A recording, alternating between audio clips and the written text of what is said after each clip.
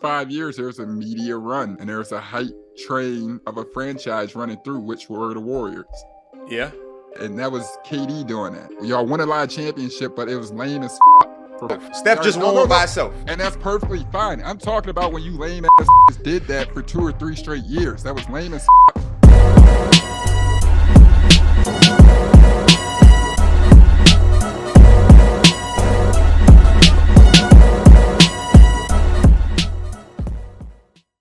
Hello everybody and welcome back to Around the Association. The Golden State Warriors championship run, just by judgment of this year, is probably going to take a year off. That's just, they're right at a 500 team. They can't seem to win a game on the road to save them lives. But that's not what we're going to talk about today. What we're going to talk about is a discussion with former Finals MVP for the Golden State Warriors, Andre Iguodala, and former fellow NBA player Evan Turner, discussing the ramifications of the Golden State Warriors begging Kevin Durant to come play with them. Now, regardless of what side of the discussion you fall on, you have to kind of admit, no matter what, that once Kevin Durant joined a 73-9 team, that was truly, barring injury, which with the Toronto Raptors, that's how they were able to get their championship with Kawhi Leonard that year, because Kevin Durant and Klay Thompson ended up injured.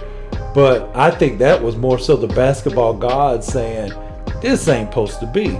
You're not supposed to add a weapon as lethal as Kevin Durant to a 73-9 team that lost in the finals on Game 7 against LeBron James, Kyrie Irving, and those Cleveland Cavalier teams, where they came back from a 3-1 deficit after Draymond got suspended the game. It was a lot to do with that, right? And for me, I would have thought that KD wouldn't even been interested to go join a team that they actually had a 3-1 lead on in the Western Conference Finals. But I digress. The topic of today is in regards to Evan Turner, which is a co-host with Golden State Warriors Andre Iguodala on the podcast Point Forward, where they got into a discussion. And what's funny is Evan Turner kind of gave Andre an earful about really the sentiment of other NBA players when they saw that going on, even calling going and begging for Kevin Durant lame. And Evan Turner didn't seem to care how he felt about it, knowing that Andre's still there. He was a part of those championship teams as well. And Andre had very little to defend in regards to that. Let me play this short clip.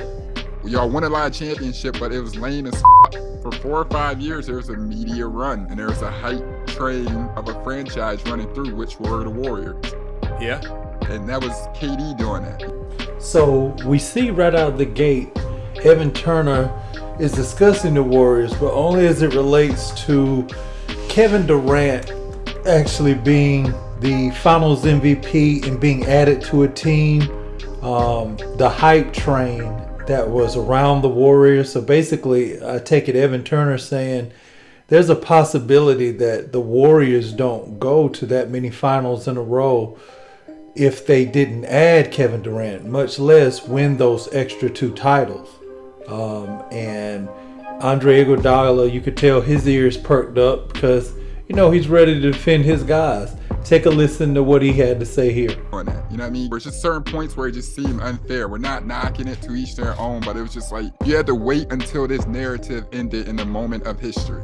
Now, that seemed to have been the sentiment for a lot of fans as well. They're coming into every NBA season.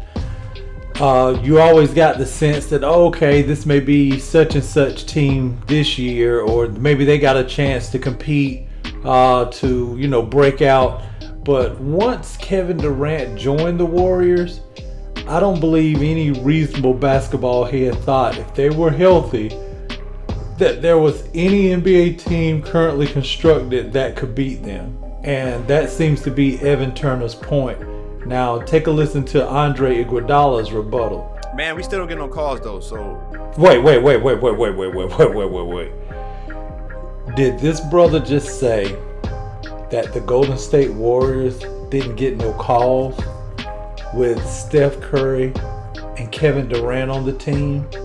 Now, anyone that want to take the time, they can see that the Golden State Warriors shot between 20 to 22 free throws per game during that stretch with Kevin Durant on the team, which is kind of middle of the pack, but when you consider how much of a jump shot shooting team they are, and they really weren't playing out of the post, or they don't really have slashers and those that attack the basket on a regular featured, then that means they probably got the amount of calls necessary. They weren't seeking out calls like, if I remember during that time, like Houston was with James Harden. He was living at the line. Seems like he shot 30 free throws a night, but I digress. when they I'm not knocking it, but at the same time, I'm still playing against Andre Iguodala, Steph Curry, Kevin Durant, Klay Thompson, Draymond Green, and whoever else. Like, that's like playing versus MJ, fool. Like, it still don't make no sense. It doesn't justify anything. And y'all won a lot of championship, but it was lame as So like literally, Steph just won by itself. Steph just won by itself, and that's perfectly fine. I'm talking about when you lame ass did that for 2 or 3 straight years. That was lame as. Was that us? Now this is where it gets interesting. Andre Iguodala saying, "Hey, was that us?" By that, I think he's meaning that had become the trend where after LeBron James went to Miami to go play with his friend Dwayne Wade and link up with Chris Bosh, who came down to play together, were they following the trend of the NBA, or were they, you know what I'm saying, like the team that the Cleveland Cavaliers that LeBron played on when he left, by the time he got back, you know, they had Kyrie Irving there, so they already had an incremental piece. And remember, Kevin Love was off in Minnesota, you know, averaging 25 and 15 or something like that. He was putting up dumb numbers, and LeBron recruited him. So, Iguodala saying, you know, that had become the trend to just, you know, go and get the best player to come join your team. He's kind of right. I still don't like it, but he's kind of right. Let's finish up the video. Or was that us following the trends of where the league was going? Had already been. Word to mother, I would never go recruit no KD. I don't give a damn who was that. So what do you guys think? Do you think Evan Turner is, you know, does he have the sentiment of pretty much everyone regarding the Warriors championships during that time? I can say for me personally, he 100% is speaking on my behalf. I like some level of competition. I don't like for teams to be front-loaded unnaturally. And by that I mean through just regular free agents. If you're a guy that can carry a franchise and, you know, make the finals, why go join a team that has already made the finals and a team that had just beat you? It seemed like that should make you mad that you lost the 3-1 deficit to them, and they would have been, you know, Kevin Durant and Russell Westbrook would have been going to the finals that year. I mean, my God. Let me know what you guys think in the comments. I'll be interested to read how you feel about those Warriors championships. I mean, yeah, they won them, but, you know, those are kind of like some fluff championships. I give Steph and Klay and the Golden State Warriors, you know, 2 real championships where they won their first one and this most recent one when they beat the Boston Celtics. But those other 2 with Kevin Durant, it's like, okay, the All-Star team won the championship. No surprise there. Let me know what you think. Be sure to like and subscribe. I'm out.